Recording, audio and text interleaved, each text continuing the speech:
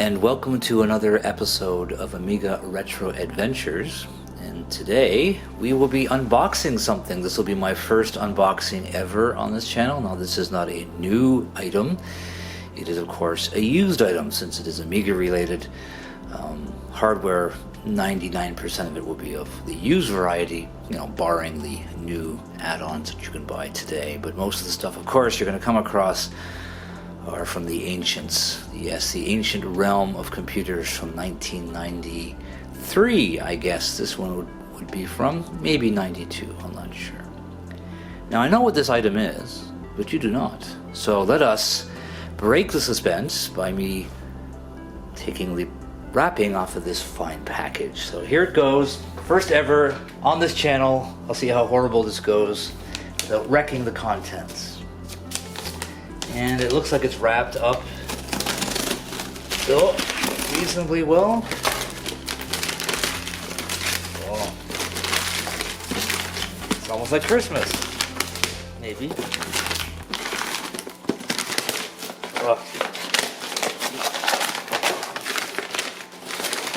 Okay. Just all my scissors have fallen on the ground. It's quite loud, actually. One moment. Toss that aside. It doesn't seem to be packed very well.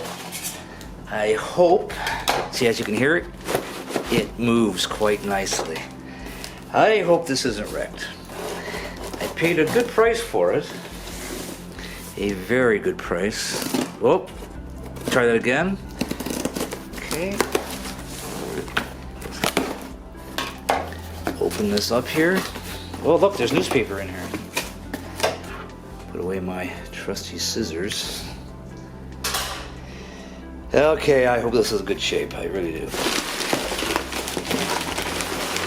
Oh, what is this? It's wrapped up in more paper. And there's something else in here. Yes. Let me throw that aside and get that off the table. Oh, what is this? What is that? Can anyone guess what it is yet? Looks familiar. Looks not broken yet. Okay, let me unwrap the rest of this. Trying to get it in camera here. More newspaper. Let me... Oh, what's that? A CD32, you say? Yes, it is. It is indeed. This completes my collection, by the way. I have an Amiga 500, Amiga 600, Amiga 2000, and now the Amiga CD32. I had an Amiga 4000 at one time, but for some moment of insanity, here we go, sold it. And yeah, there it goes, right there. Oop. So what's in this fine package here? Cables. Yeah, see that? It's like RF cabling, which this thing doesn't quite use, or does it? I think it has an RF out on. Yes, it does. It does have the RF out. But I will not be using that. But it's a bit scuffed, but not too bad. I can clean this up here a bit. It comes off. But overall, it looks like it's in good shape. Let me put this down and throw that aside. Open this up. Oop. Are these supposed to stay open? I don't know. I've never owned one before. It does not want to. I'll have to check that out. See if that's the case. I'm pretty sure they're supposed to, but I could be completely wrong. I've never owned one. I don't see why. Let me get this better in frame here. There we go.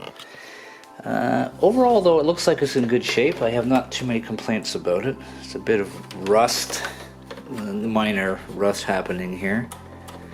But I guess the main thing we need to test is, will this thing actually power on? Now, it didn't come with a power supply or anything. So I had to get the power supply and all the other material myself off of eBay through various channels. And I guess I'll hook this up to a monitor, see if it works, but I am still pretty sure this is supposed to stay open. It doesn't. I I guess I'll find out. Anyways, enough of that. We will see if this thing actually powers on and works. I believe the eBay seller did not know for sure if it actually powered on, and I guess we'll go from there. So I will hook it up to the 1084 monitor and let's see what this thing does, and I will be right back. So I have returned. I have hooked up the power supply, as you can see right there. My only complaint about this thing is they made a very short cable from the brick, a small brick at least, to the input. I kind of wish it was a bit longer because it's pretty much sitting right underneath these cables, but I can take care of that. This is the unit itself. Like I said, it's in pretty good shape except for the door anomaly. We'll figure that out later. It did come with this high quality black and white manual, which Commodore was obviously saving money on when they produced, but it came with that, I guess. Main thing is, does this work? We shall find out. So as you can see, the monitor is on right there with the green light there, and yeah, let's see if this turns on. Here it goes.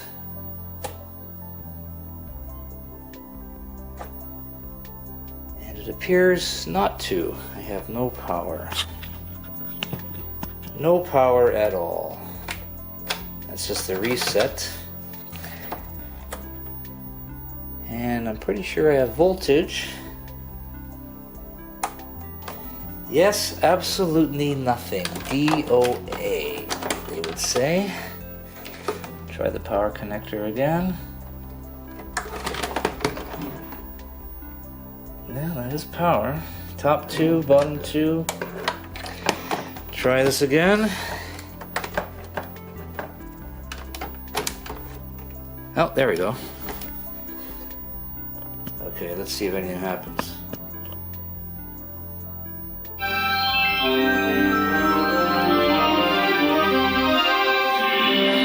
That's loud. Sorry about it. I have to change the image. 1 second. Huh. There we go. It'll be in black and white because, well, it's a PAL unit, and the composite input on this display is for NTSC. But that seems to work okay. So I got a bit of a scare with the power. Yeah, so it's either the power connection is bad or the power supply is bad. I'll have to take a look at that. It's a brand new power supply. I'm assuming the connection will be okay. Oh no, the volume again.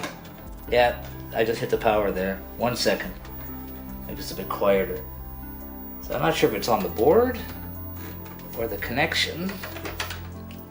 No. This is becoming very problematic. 1 second here. Get my arm in the way.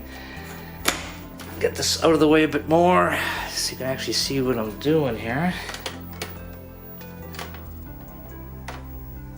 Okay, I'll leave it there for now.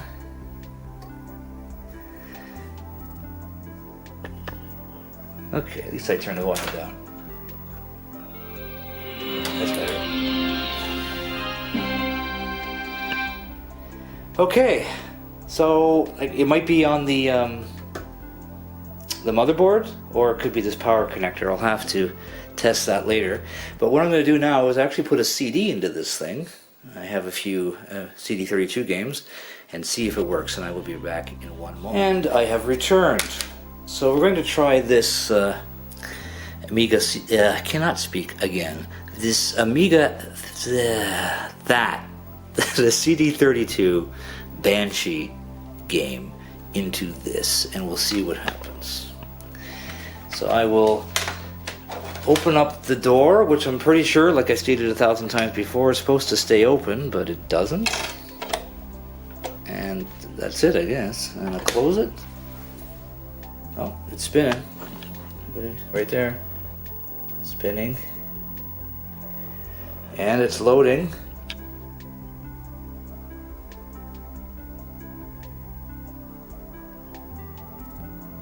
Okay, that seems to have worked. I don't have a joystick hooked up to this.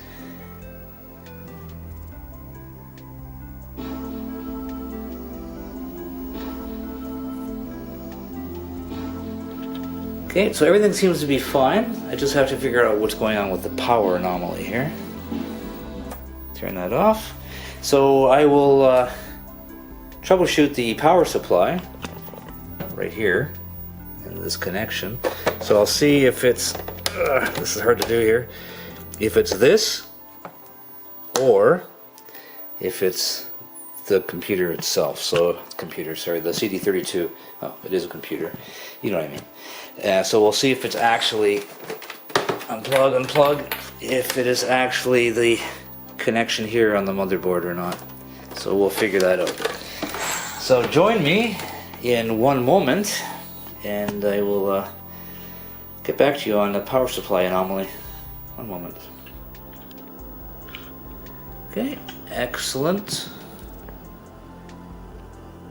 There we go, much better. I have the camera synced to 50 Hertz. Now we won't get that horrible flicker. Yes, this is a new camera that I have. It's a point and shoot, but it does 4K, and this is actually a 4K video, so hopefully it looks nice, but it has way too many features for me to comprehend, but the ones I do seem to work fine, and this definitely helps with the flicker, so now it doesn't look so bad. Now, if I can get this aligned, there we go, I will put in the game. So if it's just the door that's the problem, then I am good to go. It should be hard to fix. So at least the switch for the door works because it's detecting I inserted a CD.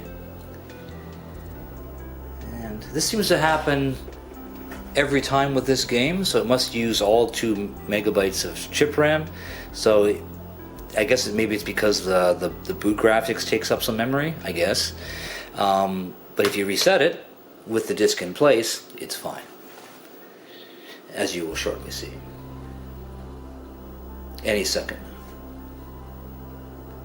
There we go. That's the loading, and it's done loading. That was pretty quick. It's English. I don't have a joystick hooked up to it yet. I should, but I don't. But it should skip to the intro.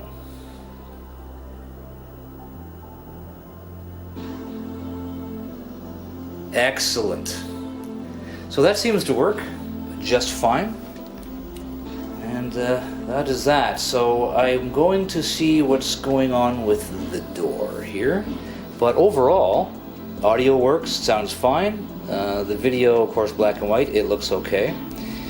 But we're not done with this yet. But like I said, I'm going to see if this door is supposed to stay open or not. I don't know. I know it sounds stupid that I don't know something like that, but haha, I've never owned one before. But I'm pretty sure it should stay open or not. Anyway. Hello. And a quick search on eBay and YouTube. This is supposed to stay open. It does not. It kind of gets stuck closing as well. So I'm going to take this apart, get that fixed before I show you some interesting things that I can add to this. But I want to get this door fixed first. But other than that, everything seems to work okay. So I'll be back shortly with this disassembly in progress.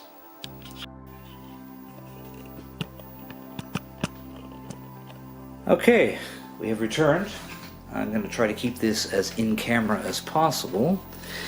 So there appears to be one screw here, which is a Phillips, and there are 3 along this edge here, so I can see what I'm doing. I'll take them off. Oh, and this one here.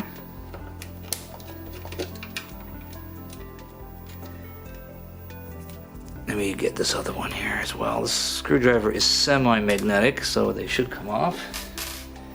And then of course there's also one more right there. I've never taken one of these apart before, and I haven't watched any videos, so please give me some leeway here. I am not perfect in the least. Okay, and there was the one here as well. I will get that off. My ugly old hands in the way. There we go. Okay, so it looks like it should come off from the top. Let's see if that's the case.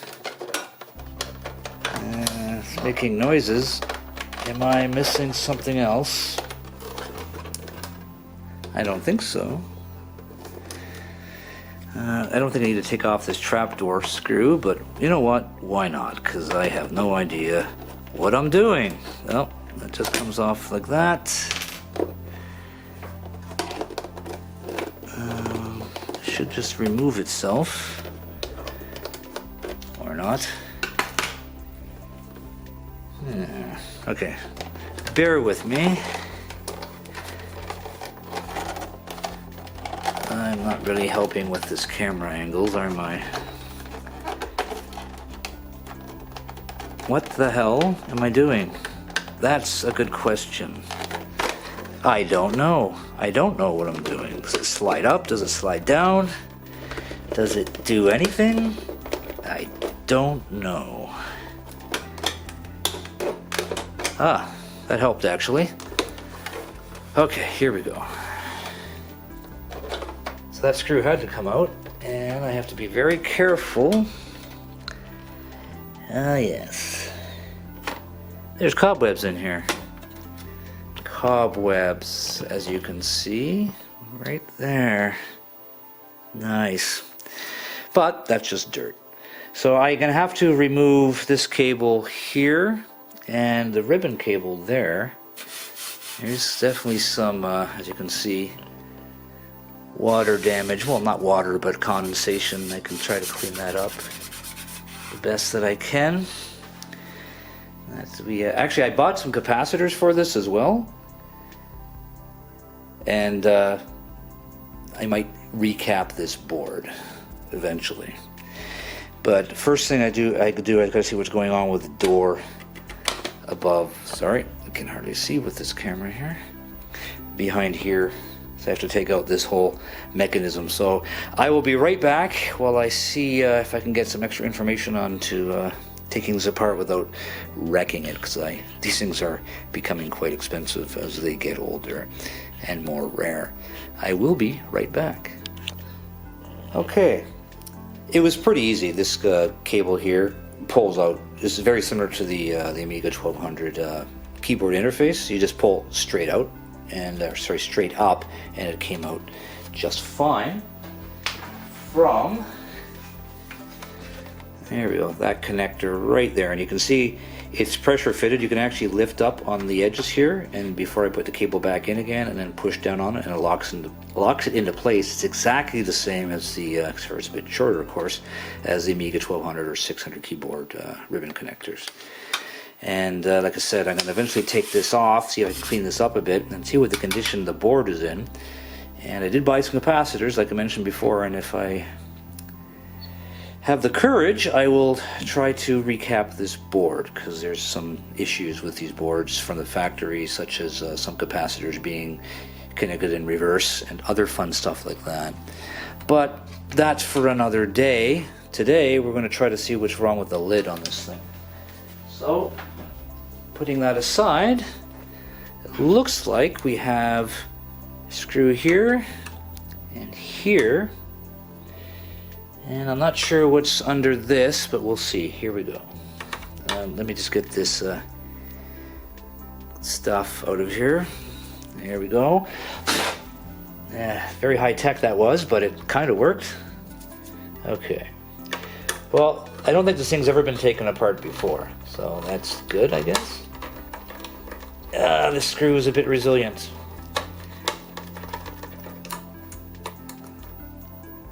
Try not to get in your way here. Easy to do this while you're trying to film it. But, oh well. Get a little bit closer. There's actually 4 here. There's another one there. Another one here. Oops. Try not to stab the laser pickup.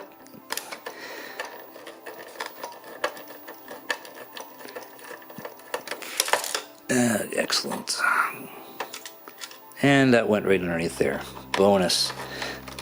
Easily fixed by gravity in 1 moment. Okay. There's that. Okay, I held on to that just in case it wanted to come out. Okay. So let's see if this will move. And it does. The whole thing comes out. So I will carefully bring it straight up. And that is the whole mechanism. Look at that, with gears and laser things. Excellent. Put that gently to the side. Actually, I did buy a, where are we here? Yes. A spare laser pickup off eBay, just in case that one failed over there. Always be prepared. But I don't need it now, so that's good. So let's see what's going on with this door, shall we? Why is it not opening? Sorry if I can get that in camera.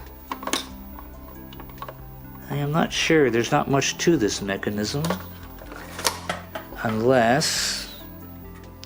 no, there's nothing here either for it to grab onto. Well then, let me flip this over.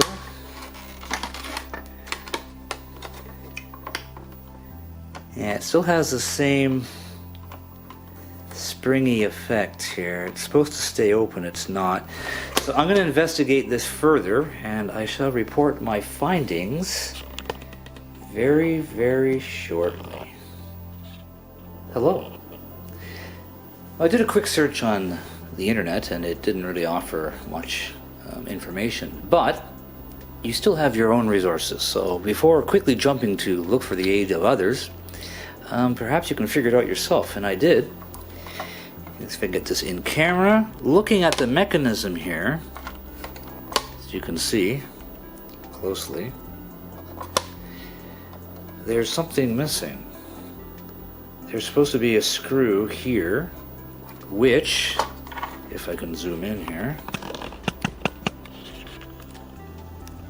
bear with me. Come on, camera, cooperate. It's not cooperating. Sorry for the jerkiness here. This tripod I have isn't the greatest. There's this piece here. You can see that there threaded connection is where the screw is supposed to be here. So why that was removed, I don't know. So I'm going to find a screw that will fit that, and I will be right back. And hopefully success on that part. I shall return. Okay, as you can see, hopefully it has been fixed, and I happen to have a screw. Anyway, there is the screw, and there is the screw all the way through it, and the mechanism is now 100% proper. Let me get this locked into place, and as you can see, I open it up. Look at that.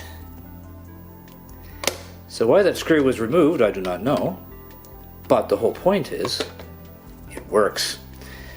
So that part is done, and now we shall take apart the main board, I guess, and see what if everything looks okay inside there. And I shall be back in one moment. Hello, I have returned. And as you can see, I have assembled it again, just those 4 screws there. And I also put on some of these zip ties to clean up some of the wiring. You have to leave the slack here, of course, for the laser transport mechanism to go back and forth, but it's already held in place. But I cleaned up the wiring here just a bit. Also, this connection here, get my finger out of the way, right there was a bit loose, kind of cropped out on this side, or kicked out a bit, and so I've pushed it in, and now it's snug.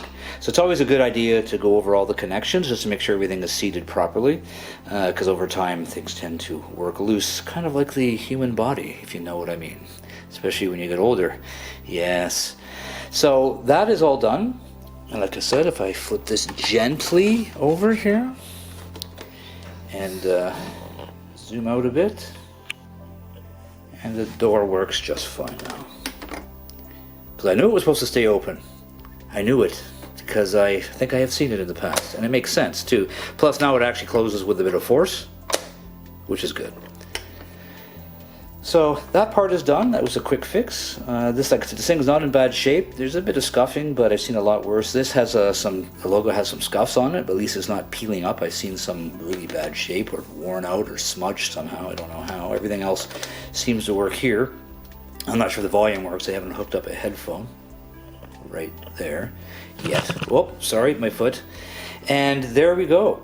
So I'm going to quickly see what we can do with the main board, and I will be right back. Okay, here we are looking at the main board, and I will attempt to remove this. So there's a screw here, by the looks of it, in that corner, one there, and one right here. So let's see if the 3 is all it takes, and they're regular Phillips as well. They're not Torx or anything like that. Get around the camera. Take that one out gently. This should just come off. Should just pull straight out. Look at that. Simplicity. Bit of dirt in there. I can clean that up later. Mr. Spider was in here as well.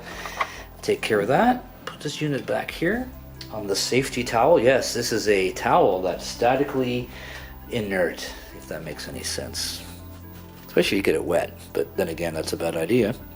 So I don't know if I can clean that up or not. It's no big deal. I'm not too worried about it. So to get to the board, there's these, of course, metal clips, which only tolerate so much removal. Actually, let me get some of these screws out of there. There we go. That takes care of that. So there's a clip here, here, that's 3, and none on the side, and you can't see that, sorry, one up here as well. So let's try to remove those. Of course, they have to be bent straight up. And like I said, you only can do this a few times, and then you're going to end up breaking them, because they weren't meant to be taken apart 500 times. And let's see if I can get that off. Must be very careful and patient with this. Okay, oh, there's one here I forgot. There's one right there. That's it. The shield is off. As you can see underneath, it's clean. I'm not sure what happened here, why that's...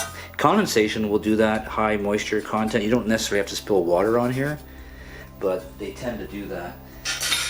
So very rarely do you get that cleaned up. So here we go.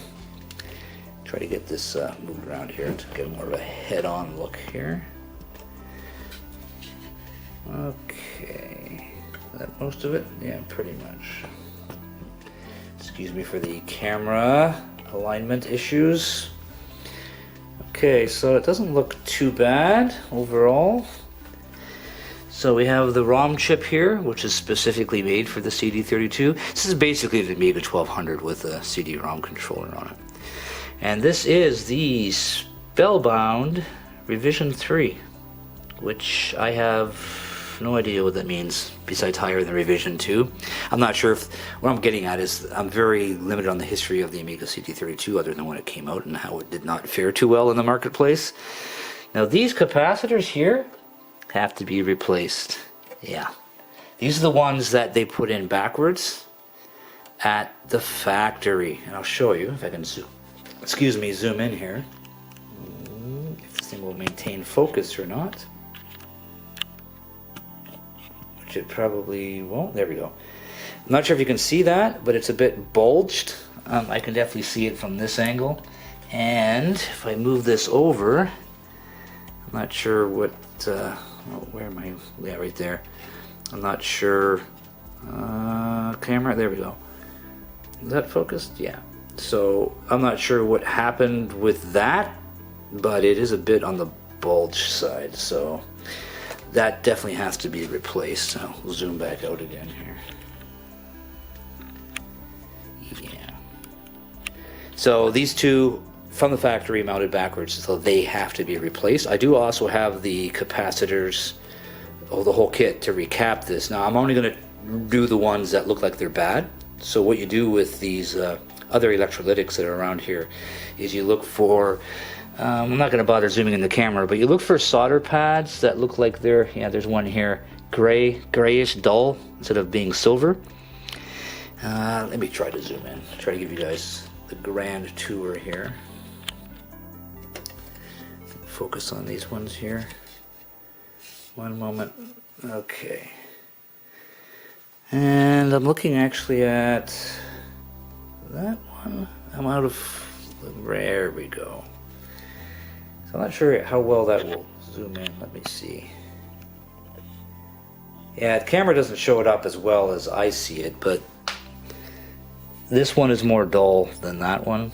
And what happens is they tend to leak. They spew their guts out. Of course, it's corrosive and it'll tarnish the solder connection, and you can tell. But you can see it is definitely more dull on that one, right there. So, yeah, maybe I'll recap the whole board since I'm at it. Yes, I am not a fan of surface mount. I am definitely more suited for through-hole technology, like, in other words, the old stuff. But I do have the kits, I mean, the parts, and I do have the equipment to do this. So we shall see how that goes. So what I'm going to do is I'm going to take the board out of this, out of here, and recap it. It has to be, because like I said, I showed you before. Gee, goodness, get some bearings here. Oh, sorry, I didn't mean to hit that. Yeah, that was the zoom. Definitely have to, sorry about this. I am getting used to this tripod. These two caps here have to be replaced anyway, so I might as well do the whole board. Fun times, I say. So I'll try to lock this tripod. Ah, there, success, so it doesn't move. So I'm going to take this out, and I guess you can witness me doing some of this board. I guess I'll start with these guys first, since they're the worst, and we'll go from there. I'll be right back. Here we have the board, which I'm going to recap, hopefully, without, you know, inevitable consequences thereof, unforeseen ones perhaps. So these are basically the tools that I use. Of course, these are the caps, the cap kit I got specifically for all models of the CD32, because I wasn't sure what revision this was. And they're all here. They are polymer caps and other fun stuff, hopefully supposedly high quality, good replacements for the electrolytics that are on here. Over here we have the solder sucking device, which I will be using on any of the through-hole components, which I think on this one's only going to be the two here, those two capacitors right there that are wired incorrectly. And then of course the soldering iron itself and the heat gun, which I'll be using for the surface mount capacitors. And then if I zoom in a bit here, we have some flux, solder braid, desoldering braid, just in case I need it. This is also flux, but this is a, what do they call this stuff here? Yeah, this is basically tack flux. It helps keep the components in place while you're soldering them. Of course, rosin core solder. I do not like using silver solder. Silver solder, I know, is lead-free, excellent for the environment, better for your health, but the regular solder, the 6040 tin lead combination, for me just flows much better and gives much, and also it melts at a lower temperature, which is ideal for doing this stuff by hand. You don't want to apply too much heat. And of course they have the tweezers for the surface mount components. And because I am getting old, another pair of glasses so I can actually see what I'm doing, which, you know, helps. Excellent. So that is that. I will fire everything up, and we shall see how this goes. I'm not going to show you all of the recap procedure. I'm going to show you one of these and a surface mount, and then I'll do the rest off camera. I will be back in one moment. Okay, firstly, I'm going to take this out of the case. It already is out of the shielding. It should just pop out, as you can see. I've already raised it. And is there something holding it on this side, perhaps? I don't see anything. There's these clips on here. Not clips, they're crimped on. It should slide off. Oh, it's not focusing. Sorry about that. There we go. Much better. Okay, these cameras do not like glare off of this stuff, so it might be that this is what's holding them in. I might have to pry those up a bit. I hopefully not. But let's see. Let me get that up.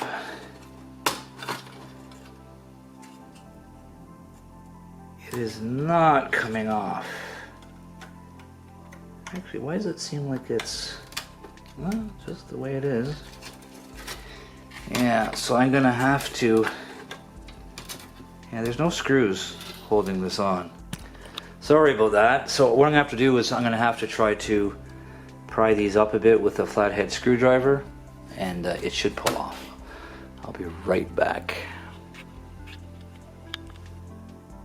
Hello, I have returned, and as I expected, all I had to do, I used my tweezers a bit, pried off a couple of these just on the side and the bottom. You don't have to do all of them, but enough so that will move. So I will try to do this again. One moment. Make sure I'm still on camera, right? And then just pry that up a bit. And when you came up before, it's easier this way, I think. And it should pull out. There we go. So the board is now free of the shielding. Not very big, actually. I'm used to the larger boards, like from the Amiga 1200 and whatnot. So the board is free now, and now I can do the work on it. And once everything's heated up, I will be right back. Hello. Before I remove these capacitors, I'll take this one here. You can see this side is negative, and the other side, of course, without the marking, is positive. So just I'm going to show you on the multimeter that these are definitely wired in backwards, thus the bulging and other anomalies occurring with this capacitor. I'm going to flip the board over and measure that. So remember, this side is negative, so I'm going to measure that as is. So I'm going to flip it over. Board's flipped over there. The capacitor in question is right there. So I'm going to measure that. Remember, this side here where my finger is negative. And I'll go over to the multimeter here. And we should have plus 5 volts roughly. So I'm putting negative where it was shown before. And we're not getting plus 5 volts roughly. We're getting negative 5 volts. So the capacitor is definitely wired in, or sorry, yeah, I guess, good enough, wired in backwards, because ground is actually here on one of the ground plates there, and that's negative because, as you can see, it's going to 0, and this is positive. So we're back on where this is positive. So I'll show you here. Again, it's in focus. So this one here, I just measured ground to here to there. That gives you, so this is ground, of course, because this is the ground plane, and this is the positive. The negative part of the capacitor is actually connected to the positive, so it is definitely backwards. And I want to see if this is true for the other capacitors, because there's more here. There's that one there as well, so I'll measure that one. The negative is at the bottom, so if I flip it over, it's going to be, negative is going to be at the top. So it's going to be, let me just double check. It's going to be this capacitor right there, right? So once again, using negative here, so we'll go to, back to this again, using that same pad before. Negative before was at here, and that's actually plus 5 volts. So the negative, this one is wired on backwards as well, because down here is ground. So the one here is positive. And just to show you, one moment, keep this on here, and I flip the board over. Yeah. And I move this over here, back to the capacitor, which is actually a bit further up, that one there. So yeah, this is the negative right there, and I was getting positive 5 volts at the negative terminal, so this too is incorrect. And I'll check the other electrolytics. There's 2 more on the board. I'll zoom out a bit here. There's that one here. And there should be another one kicking around somewhere that I can't find at the moment, but I'll check to see if that one is reversed as well. And then I'll be right back.